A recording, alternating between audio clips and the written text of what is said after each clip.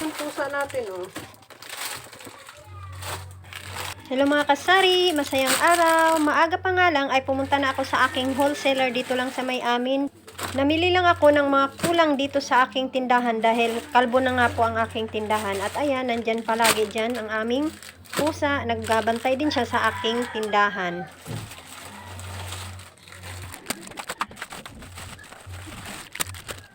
Inumpisahan ko na nga ang pag-organize dyan mga kasari kasi marami pa akong nakabiti na mga gawain sa loob ng bahay. Kaya nagumpisa na akong mag-display ng aking mga pinamili kanina kay Kuya Ted Store.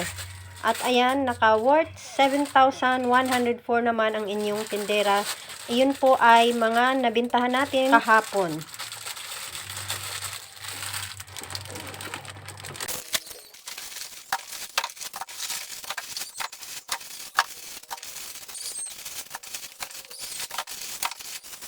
Masaya talaga sa feeling pag puno ang ating tindahan, no? Pero pag walang laman, ang lungkot din natin. Pero mas masaya ako mga kasari pag namili ako.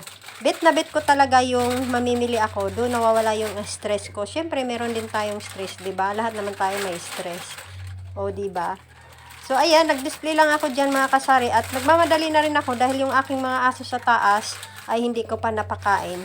So, yan lang po muna mga kasari ang aking sinishare ngayong araw na to. Nag-display lang tayo sa ating pinamili sa wholesaler dito lang sa area namin. That's for today's video mga kasari. Thank you for watching and happy sailing.